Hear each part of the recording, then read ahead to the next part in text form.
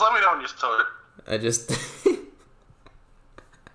Just let me know, like, for sure, though. it's recording.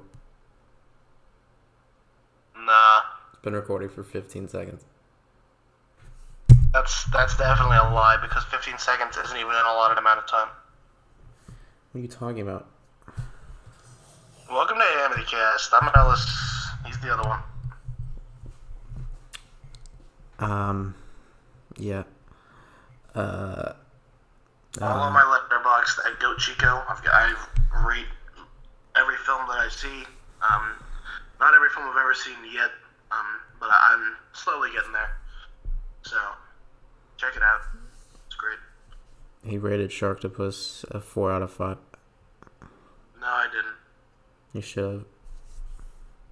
That's a fabrication. No, I should not. No one should ever do that. It's a classic. No, it's not a classic, Matthew. It's not a classic. It's like the best film of the 2010s.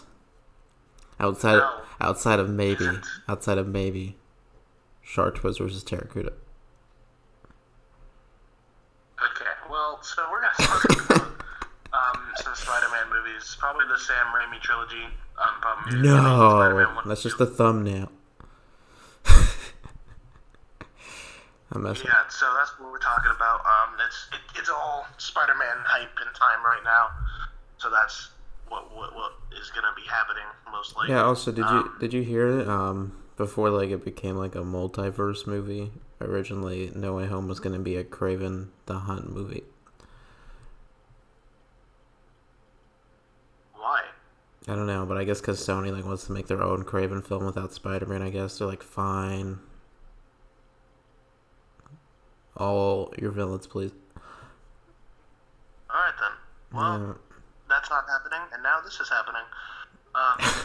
By the way, just as a quick beginning tangent, No Way Home, pre ticket sales or whatever, have been through the roof. I was a little late to trying to get my ticket set up for us, and literally it was a night before premiere on Thursday night, and it took me a long time to find 4 seats available anywhere. In fact, a lot of theaters were just completely packed. All of the good theaters, immediately. It's I guess a lot of servers were crashing opening night because people were buying tickets so early on.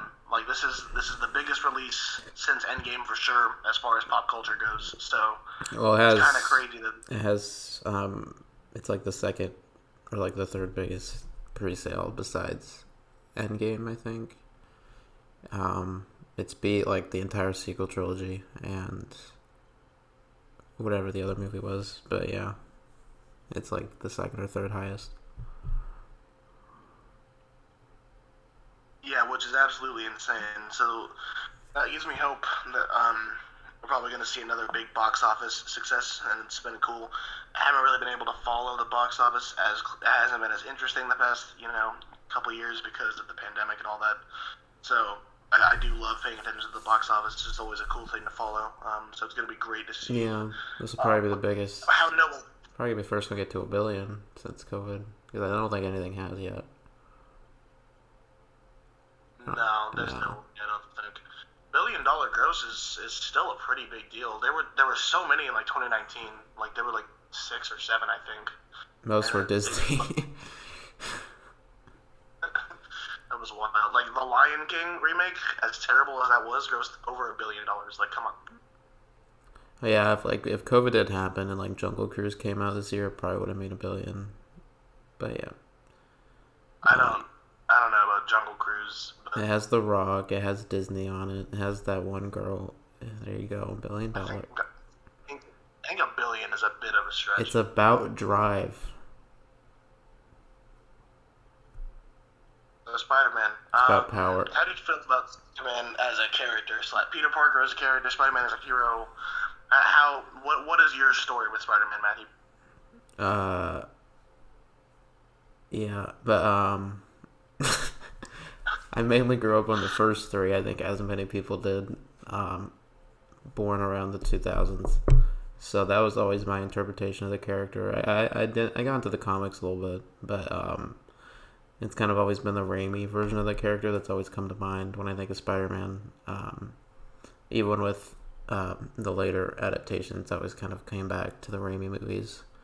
And that's partly because, I mean, besides like most of the third one, the first two are like some of the best like examples of like a comic book movie that there really is, like, period. So I have really fond memories of those three. I didn't really grow up with the Amazing Spider-Man ones. I never hated the first one. I never really cared for the second one. And I'm definitely enjoying that he's actually part of like a bigger universe now and not just stuck at Sony. So, but yeah, Spider-Man's one of my favorite superheroes probably. He's definitely has like the best like story and like rogues gallery out of like Marvel, I would say. Because like even the lesser villains in all of the different Spider-Man adaptations we had, pretty much all the villains have been very iconic and unique. I think Spider-Man is just a really rich character, and he, like, watching the Peter Parker and Spider-Man dynamic is always really interesting, and like what they do new with it. There's always something new you can tell. So that's for sure. Growing up, I used to obviously go like up to the library a lot. I think you know that, and I would always peek through the comics that they had. And Spider-Man became one of my favorites really early on. I always thought he was super interesting, had really cool abilities. I always thought it was one of the best superheroes. Got me a lot into Marvel Comics. I'd say Spider-Man is probably still in my top 5 favorites. He's probably like the third biggest superhero ever behind Batman and Superman. Definitely the biggest Marvel hero. And it's one of the highest grossing media franchises ever is Spider-Man. Like, it's huge, extremely popular. You see the logo everywhere. The movies are always a really big deal for a reason. Like, it's extremely popular. That's probably why he's like dipped down lower in like my favorite superheroes, just because I just have like a mental thing where the more popular something is, the less I will usually like it. I don't know why that is, but I still think Spider-Man is awesome. I think he's such a cool hero, such a cool character. Peter Parker is a great character. That has a lot of depth throughout like the history of the comics and is explored. When it's explored well in film, I think it's incredible. I obviously grew up with the first Spider-Man. I grew up with the first Spider-Man. Is extremely nostalgic for me.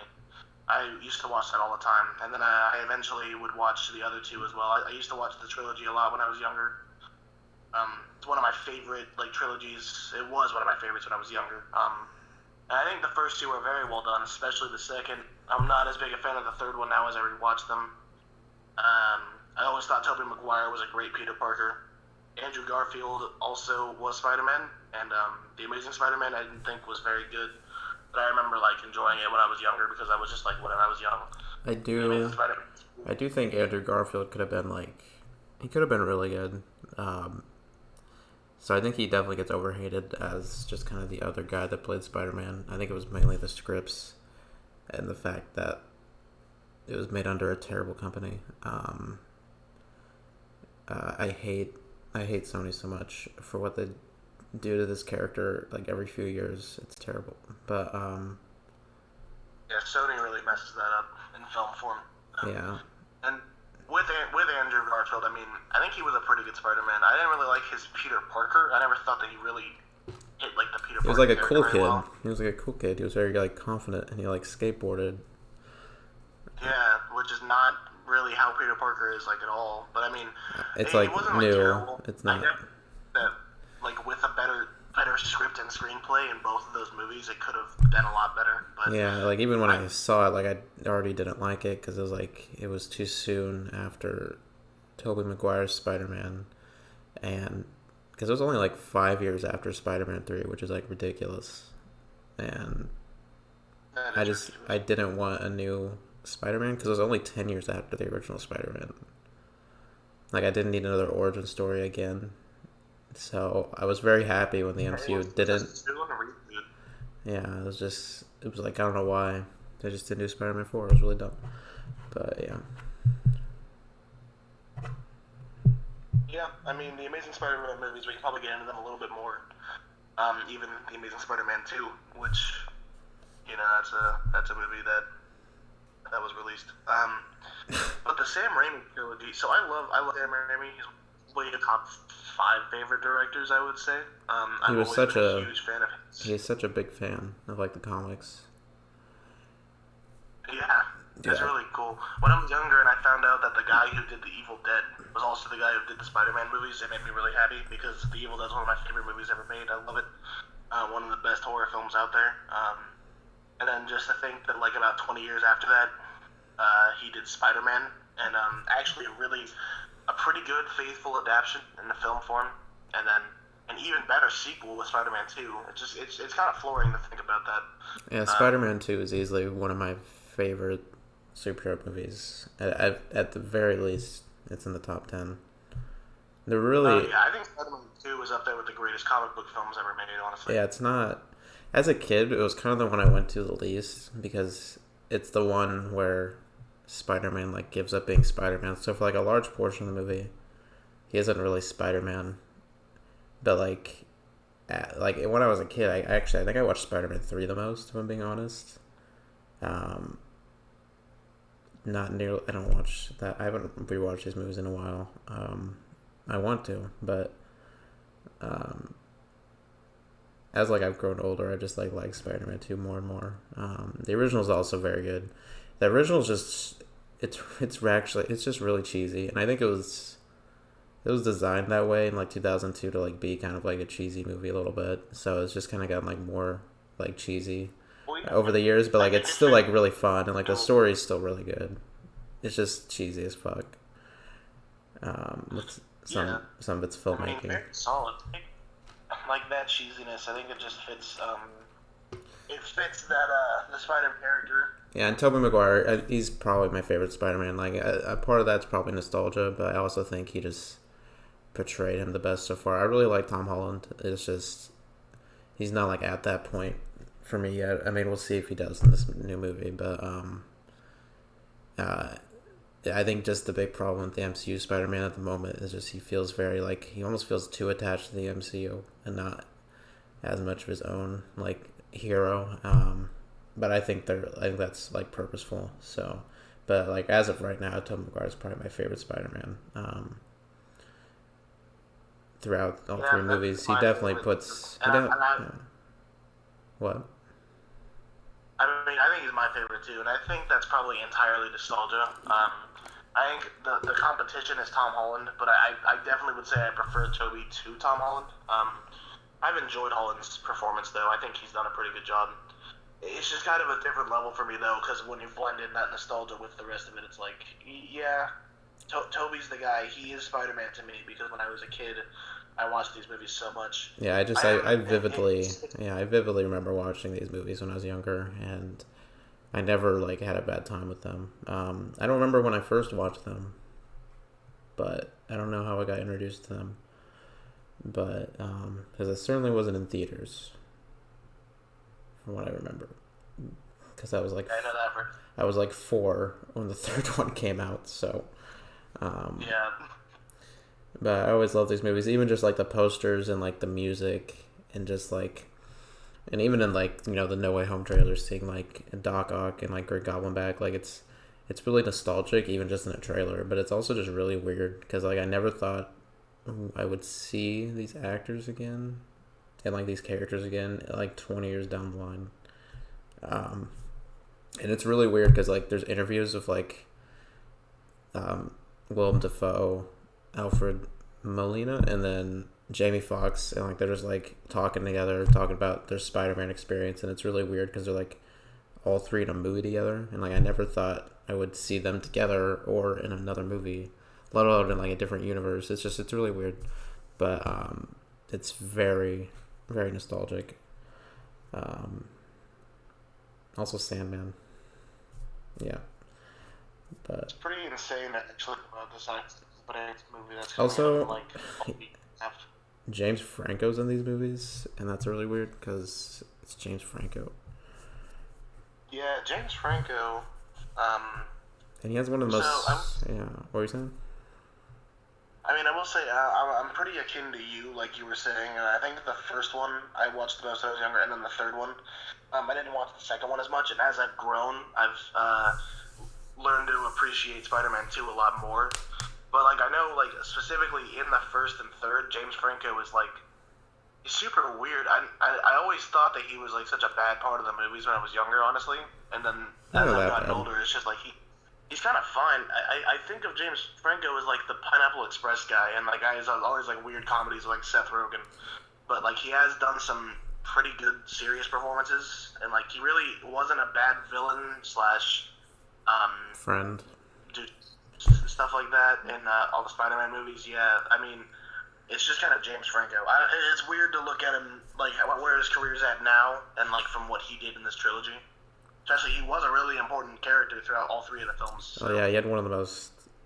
He was like the big emotional ending of the third one, and that was pretty well done. I will say one thing: the Amazing Spider-Man movies and the MCU has better for me is the love interest for Spider-Man. I don't hate Mary Jane in these movies. It's just like the same character each movie, and then the third one she's kind of like unnecessarily kind of a bitch for like a good like half of the movie, and Emma Stone and like Andrew Garfield worked really well in the two movies they were in because I think they were like actually dating at the time, so they had really good chemistry, and I like the Tom Holland and Zendaya right now. They're also dating in real life, so they have some good chemistry. Just in this one, I don't know. Maybe it was just her like dialogue. I never like loved Mary Jane in the first three, but yeah. Yeah, I mean, I always thought that I don't know. Kirsten Dunst is just kind of okay. She was always kind of stiff. As I rewatched the trilogy, and I don't know. I mean, I prefer the Peter Parker to Mary Jane like arc in the Raimi Trilogy to whatever the relationship was supposed to be in the first and second Amazing Spider-Man. Yeah, that was it wasn't like a great arc in those movies. I guess like the two actors had better chemistry in like the other two. Yeah, that's kind of what I'm trying to get at. Like writing was that one wasn't, but at the same time I saw the chemistry was a bit more there. That's why there's a lot that goes into different character dynamics in different parts of film, and especially with writing. Yeah. Overall, there's so much weird stuff happening like character-wise in the Raimi trilogy because there's like every like major character like knows each other and like they have like Thanksgiving together or whatever that like one scene was. Yeah, the original Spider-Man's like actually a Thanksgiving movie. Like I didn't realize that for like years. It's kind of weird.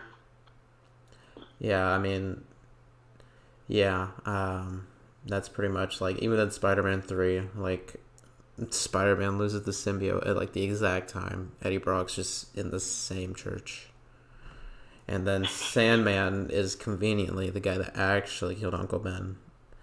And then obviously Harry Osborn is the new Green Goblin in that movie, and that's like probably the best because it's like built over a few movies. But then like he's just randomly unconscious for like over half the movie, and like he has a brain wipe, and like it's just there's a lot with Spider-Man 3 to talk about. I mean I love the movie, but it really got messed up by the studio like really bad. Because, like, Venom wasn't even supposed to be in that movie, like, at all. Because Sam Raimi's actually not a fan of Venom. At least not as much as he was of, like, Green Goblin or Doc Ock. Because he wanted Sandman to be the main villain in Spider-Man 3. And I think the new Goblin. But he never wanted Venom. And it was, like, Sony in the studio pushing him to put Venom in there. And then that's why Venom's so, like, oddly placed. So I don't blame Sam Raimi for that. Because he didn't want Venom in the movie. And I still think with the constraints that he was given, I still liked like Venom in this movie enough. I thought the design was cool. I thought like the final fight was pretty cool. I just didn't like the character, the build up, because it was like in one movie and like one subplot. Like Venom's something you build up to. And yeah. I mean, Spider-Man 3 has a lot of issues, but that's one of the biggest ones. Like as a superhero film, it was just forced onto the filmmakers that like, oh, by the way, we're gonna have 3 villains, and there's just gonna be a lot of different plot points that are gonna all trying to be meshed together into this one movie, and it just became really messy, and it led to a lot of like character decisions and developments that just didn't really make that much sense. And like, I mean, it was fine. Like, I think they handled like the symbiote storyline okay, but like all of like the characters involved is just like it was rushed. It should have been like in the next like Spider-Man 4 or something, because it would have made more sense there. Because it would have been after like friend died and stuff, and like he doesn't have a girlfriend or whatever. But yeah, and it would have been pieced out a lot better, and it would have made a lot more sense. It would have had some room to breathe. I do think it was Sam Raimi's idea to have Sandman kill Uncle Ben, which I was never a fan of that, because it was just kind of retroactively messing with stuff in the first movie to form a connection between the two. Right, and at that point, like and because of the way Spider-Man 3 shaped out, I wasn't able to care about Sandman enough as a character. And then it was just like at the end of the movie, it was like, by the way, I actually killed your uncle, and like, I'm sorry, I don't want you to forgive me, I just want you to understand. And then he's like, well, and Peter's like, oh, I appreciate it. That was like a good moment, I guess, but yeah. It's a good moment, but it's really funny when you think about it, because he's like having this like big climactic battle with Venom at the very end, and then Eddie Brock just kills himself, which is kind of funny. But then he has like the big emotional like conversation with Sandman, and then like the whole time like his girlfriend's like helping his friend die, and he's like bleeding out, and he's just like having this long dramatic conversation with Sandman when he could be like saving his friend, but and then it always seemed like it was supposed to have emotional weight to it, but like I never actually. It was honestly more funny to me, like you were saying. Eddie Brock was just weird, because why would you cast Topher Grace as Venom? He's definitely better than Tom Hardy. But then again, I think Tom Hardy's bad because he has terrible movies given to him. Yeah, I mean, I think Tom Hardy's a great actor in general, but like in the Venom movie, I think at least in the first Venom, like he's delivering the lines, and it seems like he's actually trying. But like the script is terrible, and nothing about it actually actually works. At least not again, for me. it's fucking Sony. I fucking hate Sony. Yeah, Sony really sucks, and they're just clinging on to the Spider-Man property because it's like the biggest, most valuable property they have. But then so often they just falter with it and then make terrible decisions, like the Amazing Spider-Man 2. Which they did the same fucking thing with Spider-Man 3. They made the same mistake, because they did this whole reboot because Spider-Man 3 messed up. And then they gave like the Amazing Spider-Man, which we'll get into that a little bit later, but like that was fine-ish. And then they like just overstuffed the film again, like Spider-Man 3, with like 3 villains and like multiple storylines and like the Green Goblin's in it for whatever reason. And then it was just like an overstuffed 2.5-hour movie. And then it just, I don't even know what the third movie was going to be for that. Apparently they were going to have like Spider-Gwen and like the symbiote and like Venom again. And I was like, what? Yeah, I remember it was originally planned. I remember after came out, they were talking about how they planned to come out.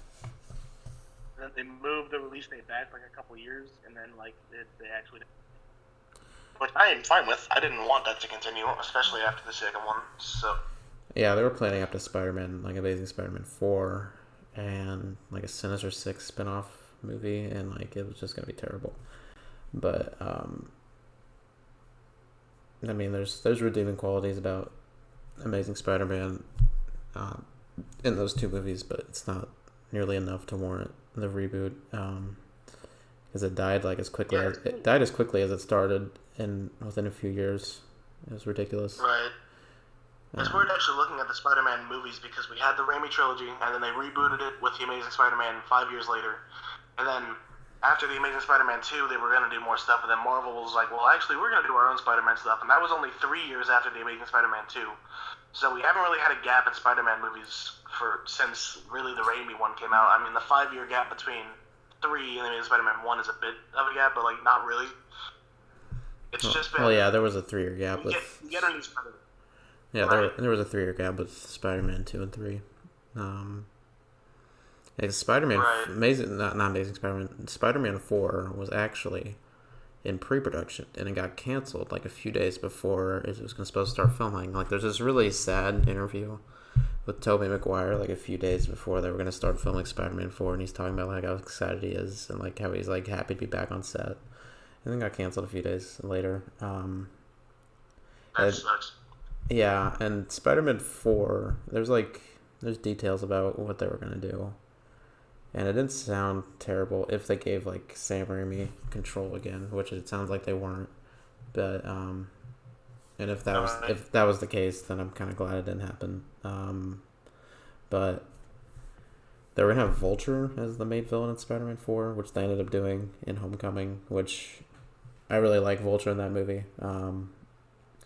And I really like Mysterio as well, which Mysterio was going to be in Spider-Man 4. I don't know if you heard this, but because Bruce Campbell was in all three of the Sam Raimi ones as like cameos.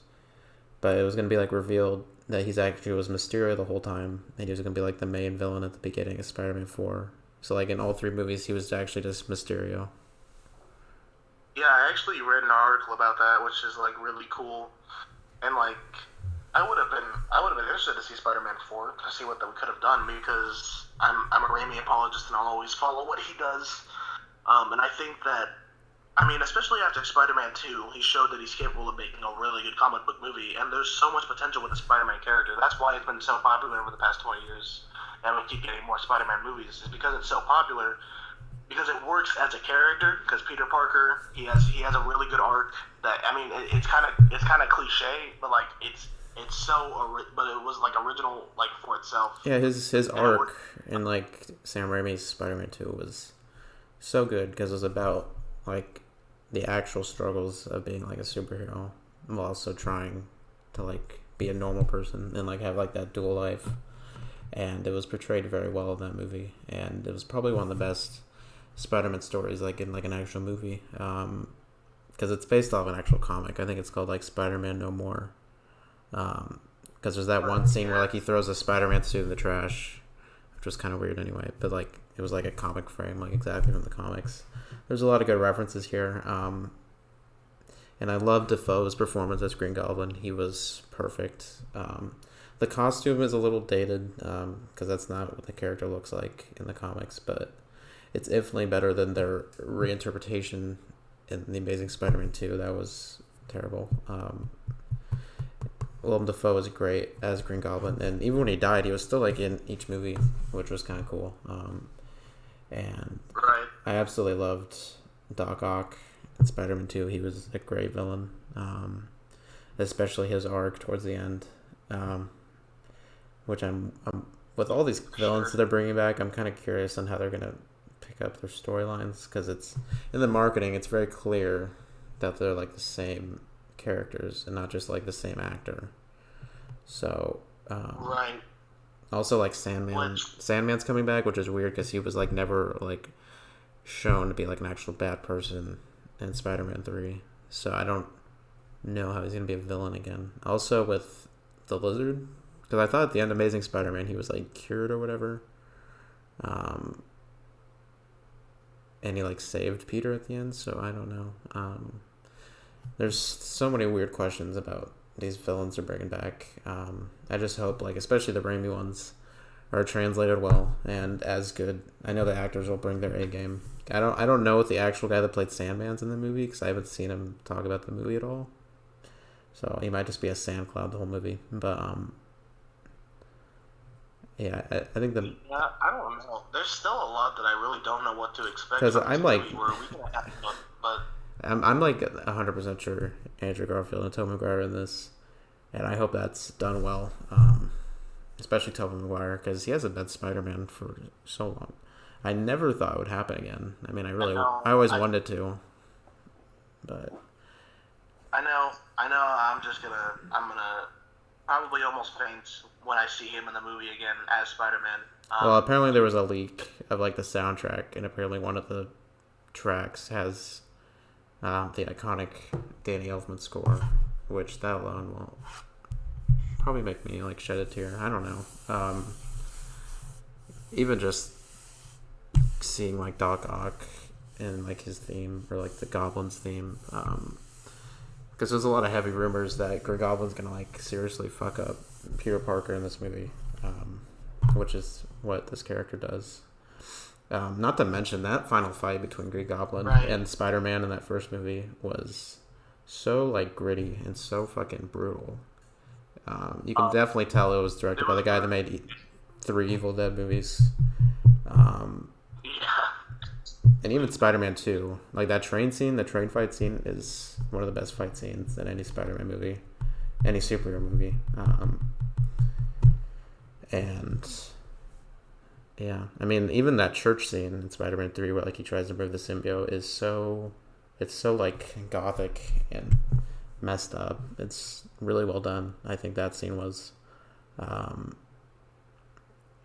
Sam Raimi just, even those camera zoom ins he does on characters. I mean, it's cheesy, kind of like 2000s ish, but it's very unique. These movies aren't like, they all have each of their own styles, and I Yeah, know. when he just lets Raimi do his thing, he has incredible direction. Yeah, which Incredible apparently vision. they're gonna have some Sam Raimi isms in No Way Home, apparently, but it does I make. hope so. I'm very excited to see his stamp of filmmaking on Doctor Strange too, because he's of course gonna have to fit that into like the MCU formula, because he can't just make like a straight up horror movie with Doctor Strange. It has to like still fit in. So I don't.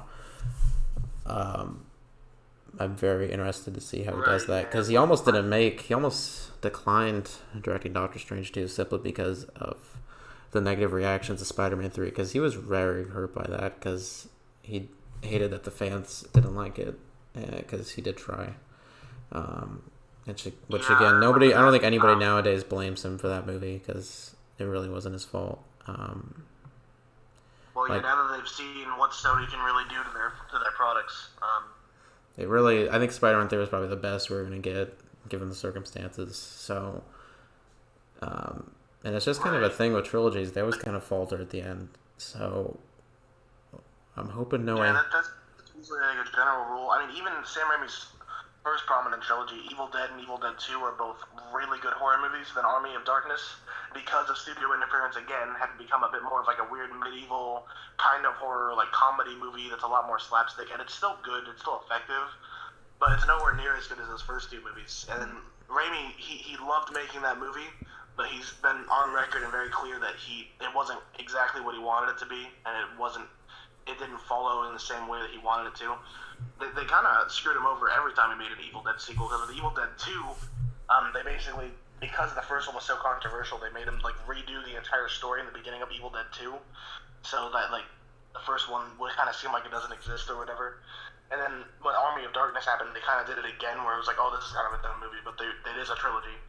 And like he always kind of got screwed over with all of that, and then that happened again at the end of the Spider-Man trilogy, which kind of makes me feel bad for him, because he's such a great director. I really do believe that. I think he's incredible.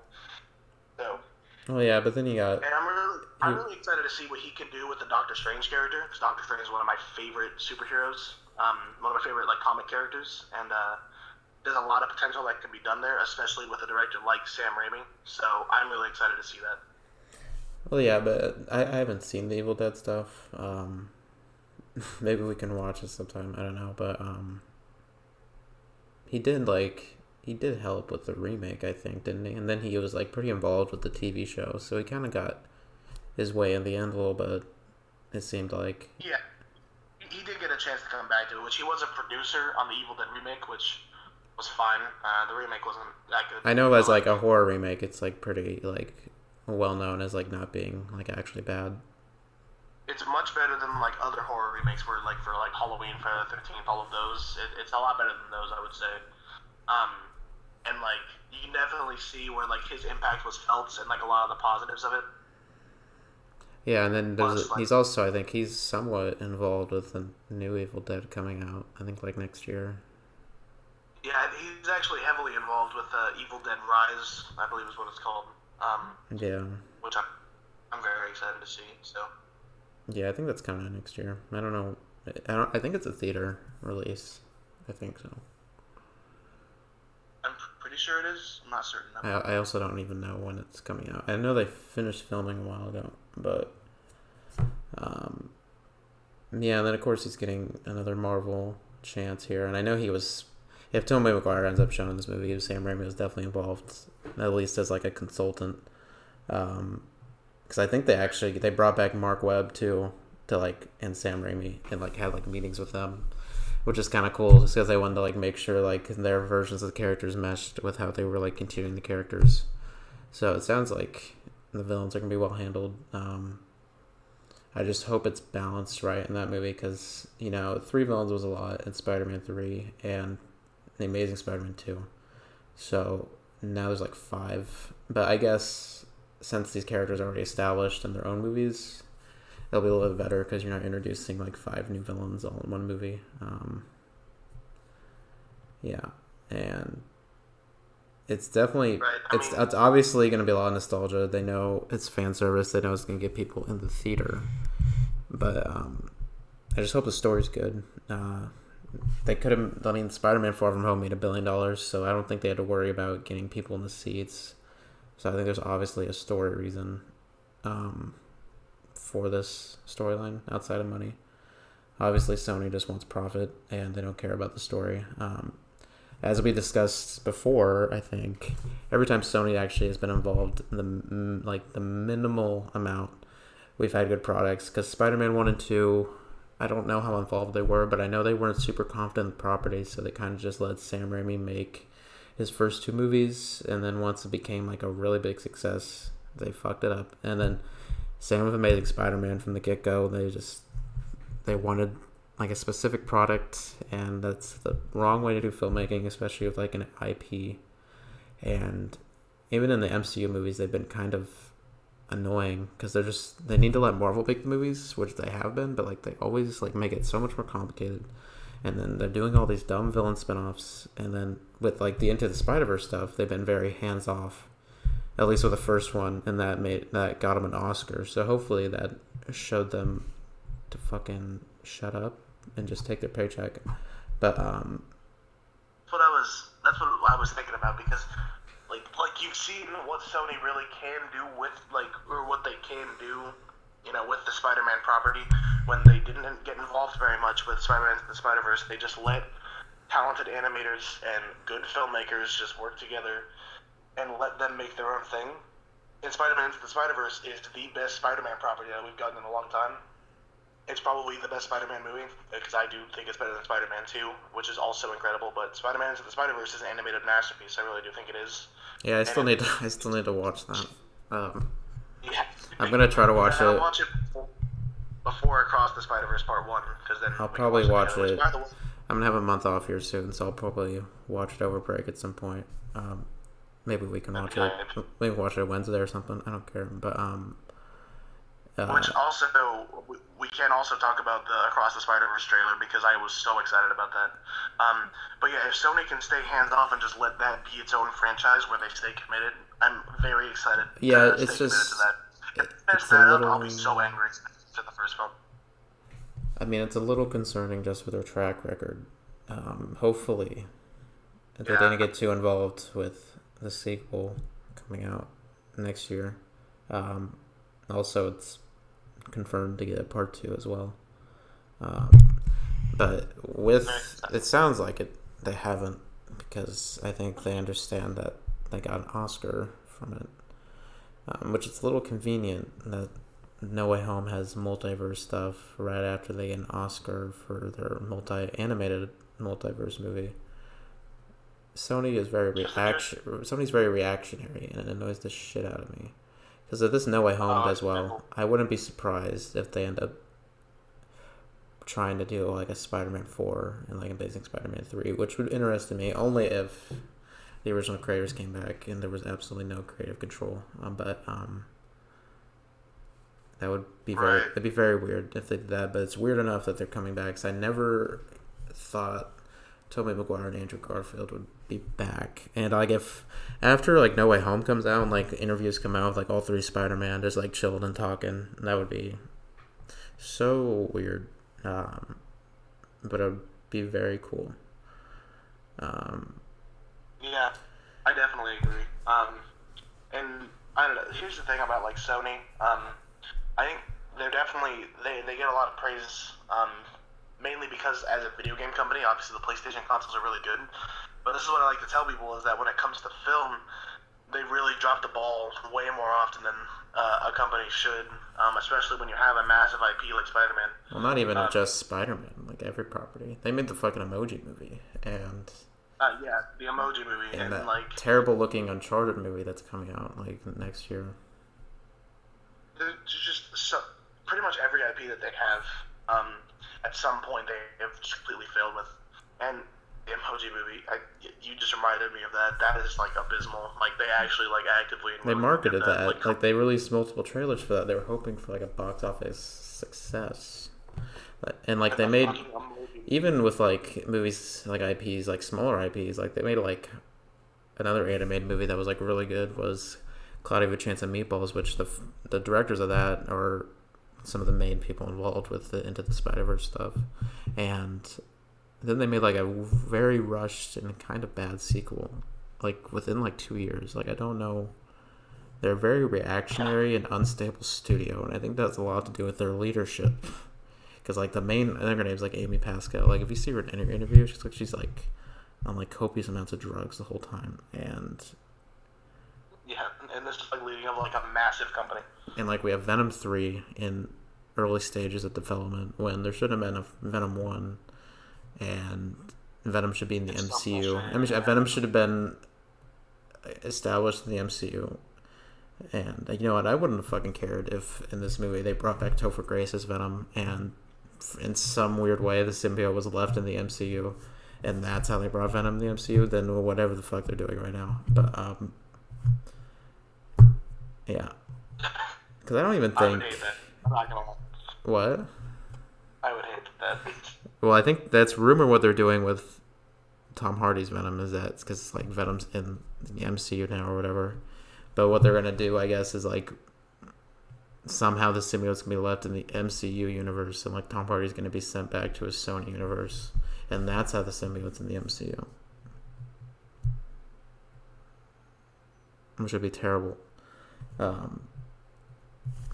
Because not only would you be having a dumb backstory for the symbiote, you would be completely destroying why there was 2 Venom movies in the first place, because now Tom Hardy's not even in the MCU. And why? It's so stupid. Like they... I mean, the fact that Venom and Venom Let There Be Carnage even exist makes me upset. They fucking ruined one of the best comic book antagonists ever, and they kill him in the same movie. That's an hour and a half.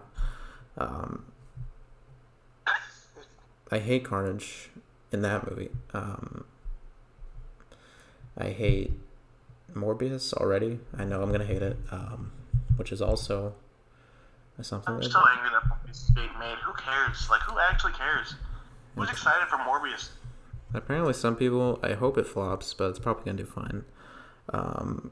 Because like the only competition is gonna have is Scream, so I think Scream's gonna do well, but I don't. I'd rather go see Scream like 6 times. Are you serious? Yeah, the new Scream's actually looking pretty good. Morbius is not. Yeah, we'll see. Back to the Raimi films a little bit. They're just so nostalgic. I love them, even if they're objectively not best films ever made. Well, I mean, yeah, I gotta say, the first one, it's extremely nostalgic, and I love it. Every single line is like a meme, and it's like hilarious. Like they're actually like funny. Yeah, it's great. Like they've made incredible memes from it, and like yeah, it's a bit dated now. You go back and watch it, but like it kind of adds to the charm. I think. I think it's just a really solid comic book movie. Like it's got its issues, but I still really enjoy it. It's really close to my heart. You can see on my letterbox, I 7 out of 10 usually. 3.5 stars, 7 out of 10, because like it really just is like a solid movie. Even when I go back and watch it, it's not as good as I remember it from when I was younger, obviously, because that's nostalgia goggles. But I still think it's a really solid comic book movie. Yeah, not to mention the costume, like the actual Spider-Man costume is really good. Because this came out around the time of like X-Men and like Blade and stuff, when they were still afraid to like actually give like superheroes their costume. So this is one of the first ones that actually did that. If this trilogy didn't exist, we probably wouldn't have the MCU. Because this was very prominent for the genre. Because it's weird to think about, because like Spider-Man 3 came out the year before, well, actually like right after Batman Begins, which was another big trilogy that inspired the genre, which is kind of interesting because both the Dark Knight trilogy and the Spider-Man trilogy are kind of like, each film is kind of the same quality. Like the first film's like pretty solid origin story, and then the second movie's like amazing and like well loved, and the third one's like very divisive and has some form of creative interference. But yeah. Yeah, that's true. That's kind of a cool thing to think about. Spider-Man 2 is incredible. I mean, we've kind of said that quite a few times, but I really do think that it's one of the best comic book movies ever made. They made like Doc Ock, who I don't know if he's like a B or C list villain. He made him one of the best Spider-Man villains, and you know, he wasn't like the reason why Green Goblin and like Doc Ock worked well is because they weren't like they were villains of circumstance. They weren't like inherently evil people, which is why they were much better than like Topher Grace's Venom, where he has that terrible line at the end. It's really funny, but like it's terrible when he's just like, "I like being bad. It makes me happy," and it's so bad. And when the villains that Sam Raimi wrote in those first two, at least, even I guess Sandman in a certain way, was well done because they were surprisingly down to earth, even though one of them was like in a goblin suit and one of them had octopus arms. And yeah, that was much better. And like they do that similar with like the Vulture and even Mysterio. I like how they did those characters in the MCU. I didn't really like Lizard or Electro. It's going to be very weird to see those two villains again, because I really thought they would never come back ever again.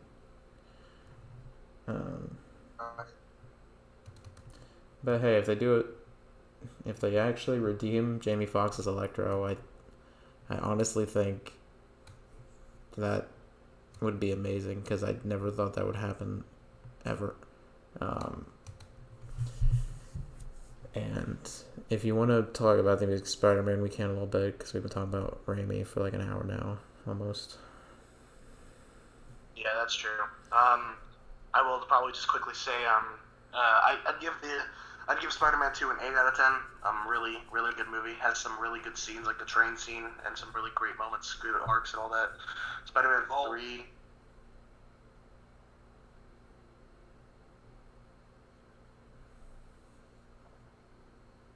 Spider-Man 3, not as good. 3 out of 10. Really just kind of fails narratively. I don't believe Raimi does. So that's kind of my thoughts on that. The Amazing Spider-Man reboot was not very good. I remember I saw it in the theater when I was younger, and I was like, okay, I mean, this is fine.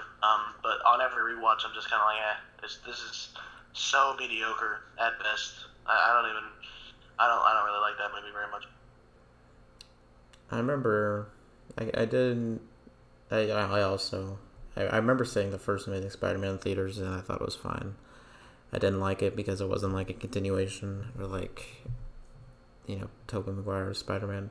My parents oddly enjoyed it quite a bit. I don't know why, because just it's not like a mockbuster of the original, but it's like just like a discount copy of it, because like even like the Uncle Ben line in The Amazing Spider-Man is awful, because the one in the Raimi trilogy is so well done, because it's very simple, you know, with great power comes great responsibility. It's one of the most like well-known and like said like superhero mottos, and you really can't top it. And then like, and I don't even remember like how they said in that movie, but it was so like forced, like they were trying not to say it, but they were saying the same thing. I'm gonna look it up. Yeah, I don't even remember it. I just remember not. It was like, you know, if you have like the will to do good things, then you would have like a moral responsibility to enact those good things, or something like that.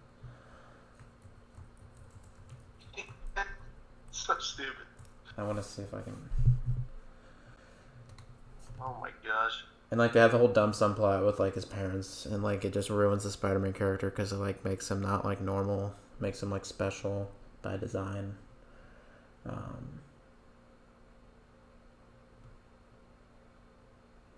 Okay, here it is. If you could do good things for other people, you had a moral obligation to do those things. That's what's at stake here, not choice, responsibility. Really? Yeah. Okay. If you could do good things for other people, you had a moral obligation to do those things. That's what's at stake here. I did like. Nice. I mean, the Amazing Spider-Man costume. It looks like he's like wearing like a basketball. I didn't hate the suit or anything. It was just weird, and I like the Amazing Spider-Man 2 suit actually quite a bit. It's not bad. It was much better. Still in a trash movie though. Yeah. They also do like yeah, you know what? Suit. Everything was like fine as like the essentials of like what you want from a Spider-Man movie, I guess. But like, it didn't really seem to really like take any risks and like go for anything that was like so crazy or like be exceptional as like a Spider-Man movie. It was just kind of there. It seemed like it was mostly there just as kind of a movie that we're releasing and we'll make money from because Spider-Man is popular. And it's just all the characters I didn't enjoy really at all, and I wasn't invested in any of the arcs. I didn't find it to be engaging. Like it had some fine action from what I remember. Yeah, I like seen it for a while, the web slinging scenes were kind of cool. Yeah, they were fine. They did actually have some different villains. Like I didn't love Electro or anything, but like some of his like fight scenes and like the different stuff he did with electricity was kind of cool. And the Lizard was fine, I guess. That was supposed to be a part of Raimi's like Spider-Man 4 or 5 or whatever. He was gonna have Lizard show up, and the Lizard in Amazing Spider-Man was kind of subpar. His motivation was kind of dumb, and the fact that the whole climax is just he wants to shoot something in the sky that'll turn people into lizard people, and Spider-Man got to stop him. It was kind of unnecessarily silly, and the CGI on the lizard has not aged well. I guess it looked fine in like 2012, but like he doesn't have like a nose, and he looks weird. Also, he talks, and it's weird, and Electro is dumb. One of the worst villains like ever. So I'm very curious on what they're gonna do with him in No Way Home, because I know no matter what they do, it's gonna be better. But I don't know what they're gonna do. Also, I don't know what made them want to do that. But also Dane DeHaan and Green Goblin was awful because maybe it wasn't the actor's fault. It's a weird choice, but the fact that James Franco like outclassed him at like dramatic acting is kind of sad. And then the Rhino was in this movie for like 5 minutes. He's like on every poster. But I was also dumb because like Paul Giamatti, like his performance is like hilarious for all the wrong reasons, and it's so dumb, so dumb. And then he has like a Rhino suit at the end, and like that's not even what the character is in the comics. Really dumb. The one really good scene was Gwen Stacy's death, because that was like taken directly from the comics. That was actually very well done and well acted. But that's entirely because of the actors and not the story. And yeah, I think that scene is the one redeeming thing about The Amazing Spider-Man 2. I could really go off on that movie, but I gotta say that I think it's absolutely terrible. It's one of the worst comic book movies out there. It's easily a 1 out of 10. Like The Amazing Spider-Man, like as bad as I think it is, like it does have some redeeming qualities, and like I don't absolutely hate it, and I'd give it like a 3 out of 10 because like it could be worse. The Amazing Spider-Man 2, it just there's other than that one scene that you were just talking about with the death of Gwen Stacy, it's just like I just do not care about anything that's happening. Everything was written terribly. Like, what happened to like a well-written script? Like, seriously, Andrew Garfield was I think his performance downgraded. Like, he still wasn't terrible, but like I really didn't enjoy it. I couldn't get invested in any of it. The dialogue, I think, was also terrible. The visual effects, I remember being really bad. Kind of like how they weren't even that good in the first one, but they were bad again. It's like, come on, you had to have a good enough budget for at least good visual effects. The action sequences weren't even engaging, and like you said, like the Rhino was like barely in it. Like, what was even the point of having that character? Like why? Didn't For make the any Amazing sense. Spider-Man 3. And then Well, they have Jamie that. Foxx, Electro. They have that whole Jamie scene. Foxx. Yeah, what were we saying? Something about Jamie Foxx. Jamie Foxx is not good as Electro. Like Jamie Foxx did not do a good job. I don't think Jamie Foxx is like a terrible actor, but in this movie he was a terrible actor. It was bad. Even in the trailers for No Way Home, he's already doing better. Yeah, in just the trailers. Yeah, he was like the main villain. Also, he was like the main villain until the last like 20 minutes when all of a sudden Green Goblin was the villain, and I was like, "What is this?" It was so stupid. It's so. Like, why did I commit to watching so much of this movie?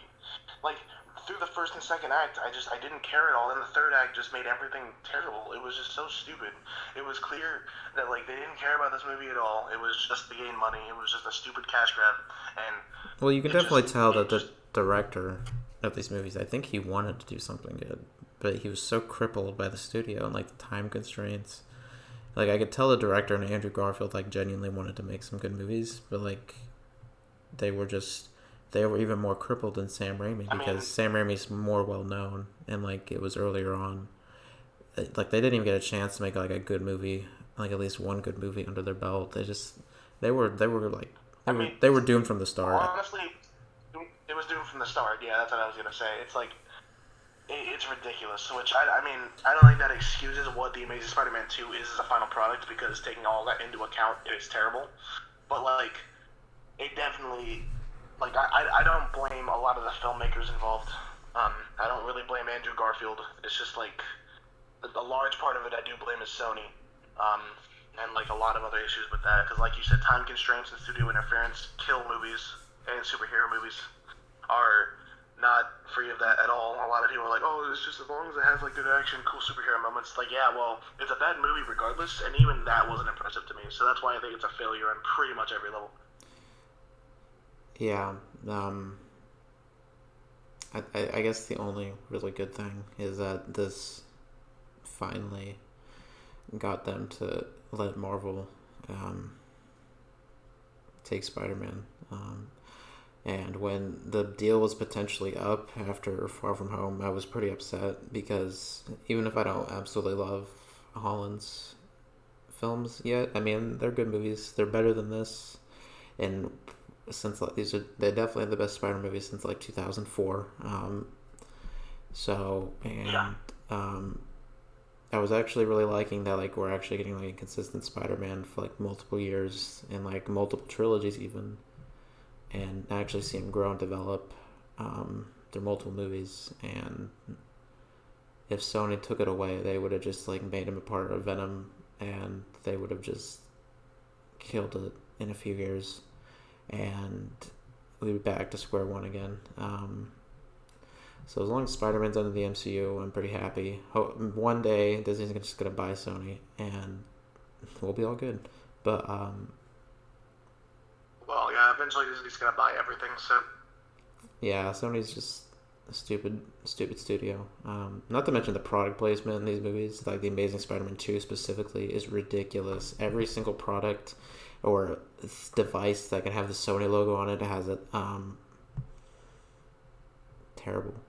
This is like the Michael Bay of Spider-Man movies, and this is like the Transformers 4 of Spider-Man movies. Yeah, that's exactly true. So much product placement, so little actual like narrative care. And it's so fucking long. It's like 2.5 hours. It's like the longest Spider-Man movie before No Way Home. It's ridiculous. So needlessly, like it was just so much filler, so pandering, just. And then they even demystify their potential future because they have that one scene with a random like guy in black that's like in these two movies, but we never find out who he is. Where like he just like shows like all of like the future villains like gear. It's like, oh, look, it's Doc Ock's tentacles, it's the symbiote, it's Vulture's wings. So it's like, okay, So any of the new villains you introduce are not even going to be like interesting or like their own villain. They're all just going to like get their gear from some random building. Cool. Not to mention, I don't know if you ever saw this, but I guess there was a deleted ending. Did you hear about that?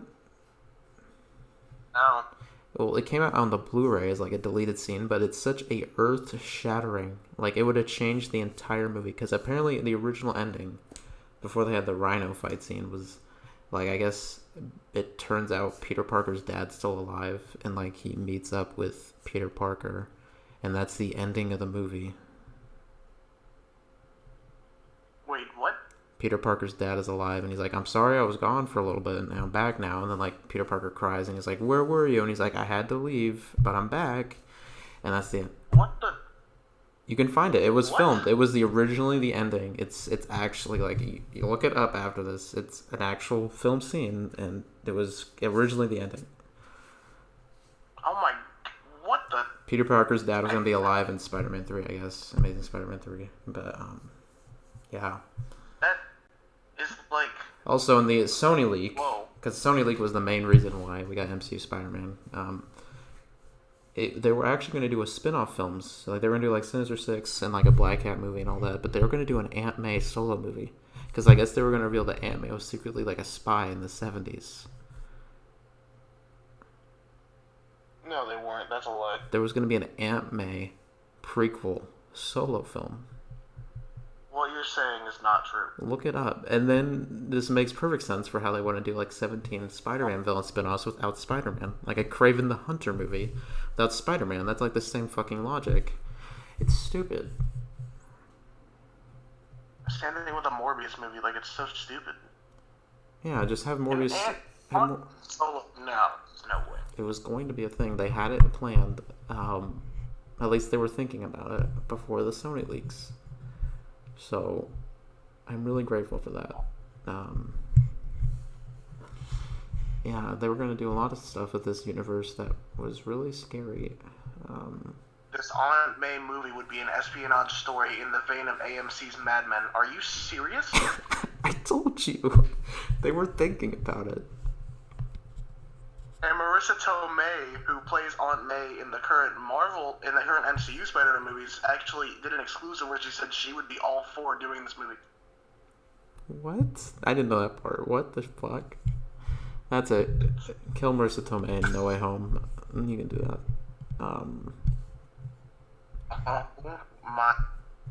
Yeah, you didn't know this? Oh. Well, now I know about that, so... It makes me really happy now that this movie failed as bad as it did, because I don't know what the box office was, but it was not good. But yeah. I don't think so. But in the end, honestly, the Amazing duology, the first is unimpressive, but at least I can kind of appreciate it a little bit, just as like a new Spider-Man story. Amazing Spider-Man 2 is terrible.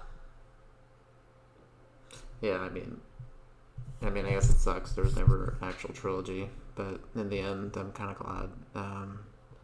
Unlike the Sam Raimi movies, I'm actually glad that this got canned. And as long as Sony doesn't get the full rights back and they decide to like revitalize their Aunt May solo film, I'll be happy. But they're going to keep making Venom movies, which is fine, I guess. I mean, Venom... yeah, and... That's all you want. It's not a solo film. Yeah, and they're just going to keep fucking up, like, Venom. They keep taking the good Spider-Man villains and they're just like, you know what, we'll just, like, do our own films with these villains, and you just can't have them, Marvel. And there's like, fine, I guess we'll have the Tinkerer. That's all we have. And then... oh my god, no. The Tinkerer wasn't a movie. Yeah. Can you imagine a solo film that? Yeah, I mean, they're making a Kraven and like a Black Cat and like a Silk. Kraven the Hunter is like so weird. Also, Aaron Taylor Johnson is playing Kraven Hunter, which is bad casting. Can you imagine if they made like a Hammerhead solo movie or something? I would kill myself. I guess they're talking about doing like a standalone Rhino and Sandman movie. Which, what would you do? What would this? I think the only Spider-Man villain that would make sense to have a standalone movie maybe would be Kingpin, just because he's not so tied to a certain superhero. Yeah, that's like more Daredevil though, because like I guess Kingpin's coming back in the MCU in like Hawkeye or something, but. Which Kingpin is usually associated with Daredevil, but like originally Kingpin was just like an X-Men villain, but also became a Spider-Man villain and a Daredevil villain, and he's kind of all over the place. But he's an interesting enough character that he could be like, he could have his own. But like, other than that, most villains are so, their origin is so set up because they're tied to a hero. So like, I don't really know like what the most they could have done was like a Venom movie after he was already established in the MCU as like a Spider-Man villain. And then just have like a different, like a Venom R-rated movie where it's like Venom versus Carnage. But not only did they make a Venom versus Carnage movie, but they didn't have Spider-Man in it. They made it an hour and a half. They made it PG-13, and they cast Woody Harrelson as Carnage and kill him in the same movie. It was ridiculous and stupid, and they're continuing to ruin villains. And I really want Sony to lose these rights, really bad. So, I guess in the end, there's two good Sony Spider-Man movies, but it's because they were the least involved. And everything else is thanks to the MCU and them not thinking an animated movie would do well enough for them to put their grubby little hands over everything. But yeah, hopefully No Way Home's good. I feel like it will be. Hopefully No Way Home's good, and then it's a good lead-in to the Hobgoblin solo film in 2023.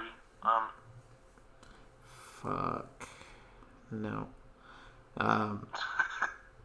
I mean, I'm excited for No Way Home. We're about a week and a half out, and it's one of the biggest releases in a long time, so it's going to be exciting, to say the least.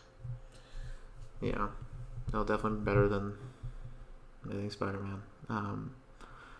But yeah, yeah, we're pretty excited. We don't know if we'll have a video next week. We'll see about that. But definitely gonna talk about not Amazing Spider-Man, but like No Way Home after we see it. We'll be back in person for a little bit, and yeah. What? Which is exciting, of course. For sure. But yeah, I mean, do you have anything else to say? I don't think so. Just, I like Spider-Man, and the Spider-Man movies are conflicting if you look at them overall, to say the least. And that's pretty much all I got. You have a lot to pick from. And with No Way Home, it's going to make it so, like, to really understand everything in No Way Home, you have to watch Spider-Man 1, 2, 3, 1, 2, 1, and 2. Just to get ready for 3. Yeah. But yeah, I mean, thanks for watching, everyone. Yeah, thanks for being here. Have a good night or day. Be sure to subscribe, like, and comment your thoughts down below. And also follow my letterbox. No. No, yeah, have a good have a good one, guys. I'm trying to think of something funny. Aunt May solo film 2024.